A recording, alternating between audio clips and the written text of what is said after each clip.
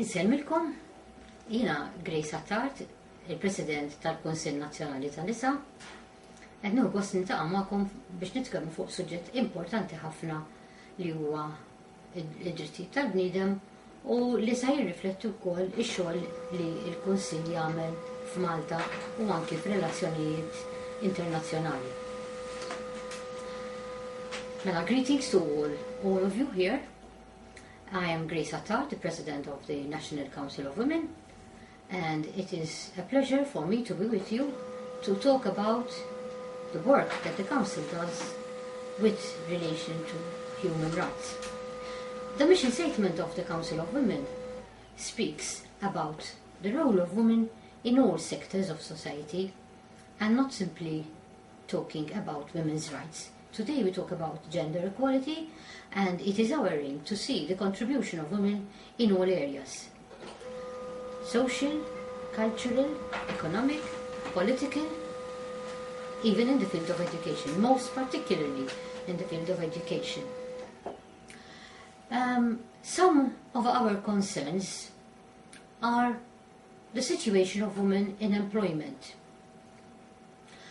We are extremely concerned because although legislation, especially EU legislation, which is obviously transposed into Maltese law then, speaks about equality and non-discrimination, still we come across structures that are not yet meeting the needs of women to access employment.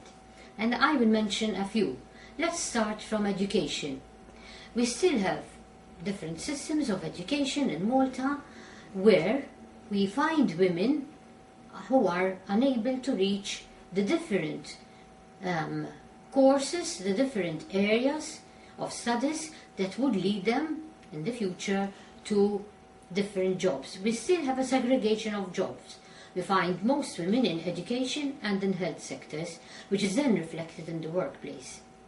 So one of the initiatives that we are taking is encouraging the education system, starting with guidance and counselling services, to ensure the gender perspective in all areas, so that we see more women in, for example, in science areas and scientific jobs, in technology, in what today we are terming as green jobs, etc. And to encourage young girls and young men to work irrespectively of gender in the different areas, whether they are areas traditionally known as women's jobs or whether they are areas traditionally known as men's jobs. Another very important aspect which is also affecting access for women in employment is the question of childcare facilities. So this is another area that we are working on.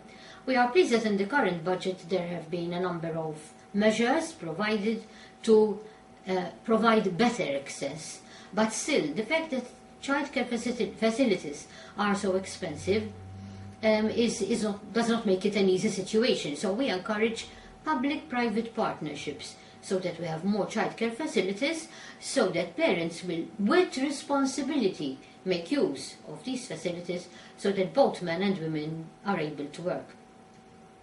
This effect leads to another issue, the fact that we have more women in part-time.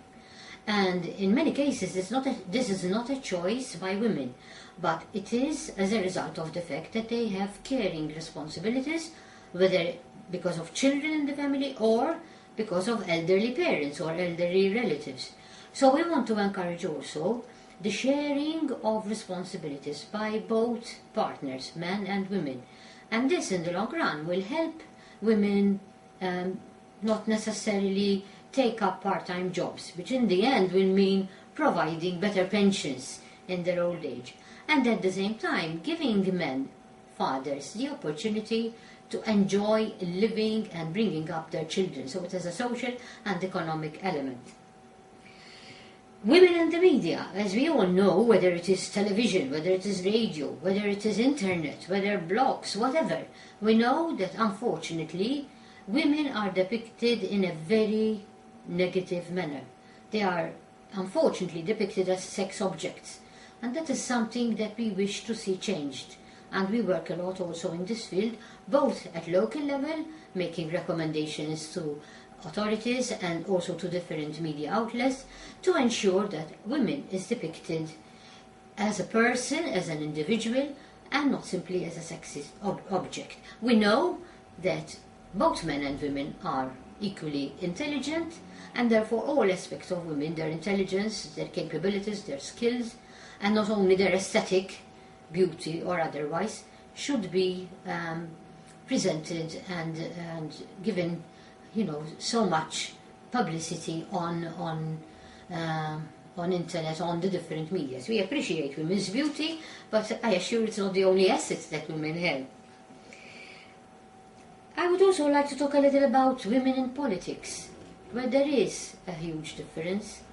In fact, if we look at European politics, we haven't got a single woman in the European Parliament, even though it was a very strong campaign. In fact, the National Council of Women had a very strong campaign encouraging women to participate and encouraging voters to appreciate the qualities and the qualifications of women suitable for this very important role. But the problem is the structures, the way that political parties structure their different campaigns, the way electoral systems, which are, in the case of Malta, in alphabetical order, reward individuals whose surname is high up in alphabetical order. So there needs to be more of a structural change, I think, if we really want to ensure more women in politics.